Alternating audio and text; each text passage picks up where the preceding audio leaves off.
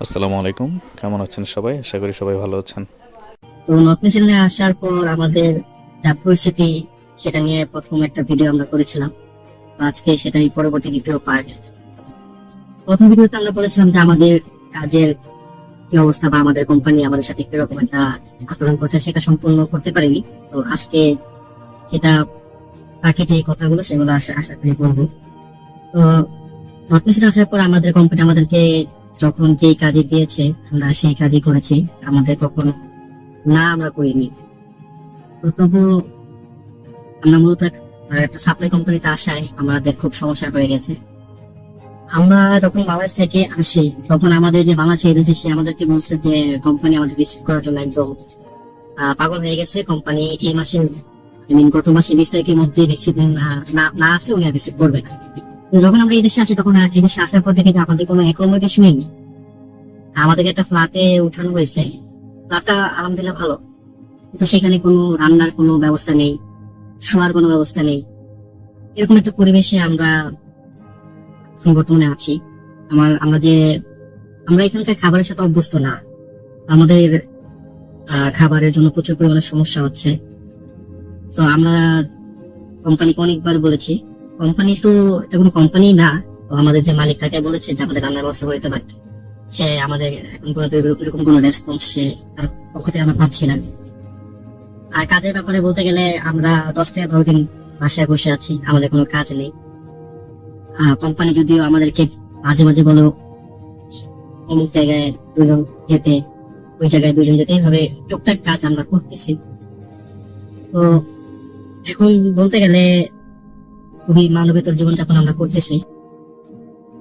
আর খাওয়ার কথা যদি বলি, আমরা না বলা পর্যন্ত আমাদের খাবার আসে না, আর যেটা আসে সেটা খাওয়ার উপযুক্ত না। মনে হয়েছে যে আমরা শুধুমাত্র পানি খেয়ে রাত কাটাইছি, ঘুমিয়ে পড়ছি, যেটার মতো ঘুমিয়ে পড়ছি না খেয়ে।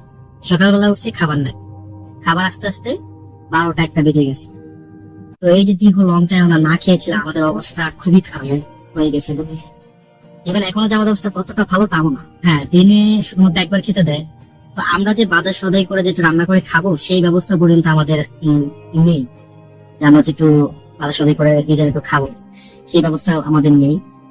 আমাদের মূল কথা হচ্ছে পার্মানেন্ট কোনো কাজের ব্যবস্থা এখন পর্যন্ত হয়নি। যে আমরা একটা পার্মানেন্ট কাজে থাকতাম বা কাজ করতাম, তাহলে আমাদের মন মানসিকতা একটু হলেও ভালো থাকতো। এখন আমরা মেন্টালি সবাই ডিপ্রেসড। আমরা এতটাই হতাশায় আছি যে আমরা খুবই মানবিক একটা জীবনযাপন আমরা করতেছি।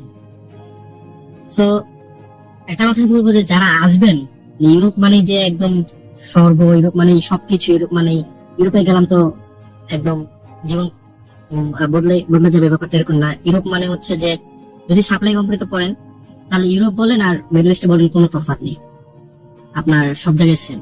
আর যদি কোম্পানির মধ্যে পড়েন তাহলে অবশ্যই হয়তো ভালো কিছু হতে পারে। হ্যাঁ, মূল যে ব্যাপারটা আসলে অনেকেই বলে যে গেম, অনেকেই যেমন আমরা যে এজেন্সির মাধ্যমে আসছি সেই এজেন্সিতে আপনার ফাইল উনি শুধুমাত্র নর্থ মিশনের ফাইল নিচ্ছে আপনার 60 থেকে 70টা অথবা তারও বেশি। এখন যার কাছে আমরা ফাইল দিয়েছি, আমাদের আরো পরিচিত অনেক ভাই বাদার তার কাছে ফাইল জমা দিছে। তো আমরা 13 মাস পর সাকসেস হয়েছি, আমরাই তার প্রথম গ্রুপ যারা আমরা নর্থ মিশনে পা রাখছি। তো এই যে 13 মাসের যে একটা সম্পর্ক, একটা বন্ডিং, এখন আমরা যদি এই যে পরিস্থিতি আমরা যে মানবতা জীবনযাপন করতেছি, এই যে না খেয়ে আছি, কাজ নাই, এই যে 8টা মানুষ হতাশায় একটা রুমের মধ্যে আবদ্ধ, আমাদের পরিবার কান্নাকাটি করতেছে, আমাদের পরিবার টেনশন করতেছে যে আমরা যে না খেয়ে আছি, আমাদের পরিবার তো অবশ্যই জানতেছে, বুঝতেছে ব্যাপারটা। তো এখন যদি আমরা চলে যাই বা আমরা যদি গেম দিই, তাহলে আমাদের যে বাকি যে ভাইগুলো আছে তারা আমাদেরকে গালি দিবে যে তোদের জন্য আমরা আসতে পারিনি। কারণ আমাদের এজেন্সিটা ছুতো খুঁজতেছে যে আমরা যদি চলে যাই তাহলে সে বলবে যে ওরা চলে যাওয়ার কারণে তোদের কাজগুলো আর হয়নি। তাদেরকে একটা ছুতা দিয়ে তাদের ফাইল বা টাকা পয়সা রিটার্ন তো ফুলফিল করবে না, উল্টা এখান থেকে সে একটা বিজনেস করবে, সে টাকা পয়সা কাটবে। এটাই হচ্ছে মূলত বাংলাদেশ এজেন্সিদের কাজ, যে কয়েকজন পাঠাবে একটা সাপ্লাই কোম্পানিতে, তাদের সাথে খুবই খারাপ ব্যবহার করা হবে, কাজ দিবে না, খাবার দিবে না, তাদের অবস্থা খুবই খারাপ হবে এবং তারা বাধ্য হবে গেম দিতে। বিশ্বাস করেন, এই যে আজকে আমি বুঝতে পারলাম, আমার নিয়ত ছিল আমি ইউরোপে থাকবো, মানে ওনার যে একটা চুক্তি ছিল 6 মাস, আমার নিয়ত ছিল আমি 1 বছর থাকবো, এই ছোট একটা দেশ হোক বা যাই হোক আমি এখানে 1 বছর থাকবো, সেই হিসেবে আমি এটা প্রিপারেশন নিয়ে আসছিলাম। আমরা প্রত্যেকেই 20 থেকে 25 হাজার টাকার আপনার শপিং করে নিয়ে আসছি, শুধুমাত্র আমরা এখানে থাকবো। আমরা শীতের প্রিপারেশন নিয়ে আসছিলাম, যে আমরা শীতের পোশাকের সবকিছু নিয়ে আসছি, আমরা মশলা নিয়ে আসছি 1 বছরের। তো আমরা আসছিলাম আপনার থাকার জন্য, কিন্তু এখন পরিস্থিতি এতটাই ঘোলাতে যে আমরা এখানে থাকতে পারবো না। আমাদের গেম দিতেই হবে। আর আমরা যদি গেম দিই, তাহলে এজেন্সির সাথে যে চুক্তিটা হয়েছে, আমাদের গলায় পাড়া দিয়ে বা আমাদেরকে জিম্মি করে 2 লক্ষ টাকা সিকিউরিটি মানি নিয়েছে। এখন কেন নিয়েছে সেটা বুঝতে পারছি। এখানে তার একটা প্রফিট আছে, যার মাধ্যমে কাজ করছে। তো আর এখানে যে লয়ার বা এখানে কোম্পানির মালিক, তাদের একটা প্রফিট আছে। মানে ওরা চাচ্ছে আমরা চলে যাই। আমরা চলে গেলে এই যে আমাদের সিকিউরিটি মানিটা, সেটা তারা নিজেদের মধ্যে একটা ভাগাভাগি করে তারা নিয়ে যাবে। প্লাস আমাদের কোম্পানি একটা হাত ছেড়ে বাদ, যে ওরা চলে গেছে, ওদের পিছনে এখন থাকা খাওয়ার কোনো খরচ দিতে হবে না। মানে তার মানে ট্যাক্স পে করতে হবে না আমাদের। মূলত এটা বিজনেস, মূলত এটা হচ্ছে একটা দালালি বিজনেস, একটা চক্র, একটা মানব পাচারের পর্যায়ে তা চলে যায়, বা একটা মানব পাচারই বলতে গেলে। ওই দেশ থেকে আমরা কত লোককে পাঠাইছে, মাথা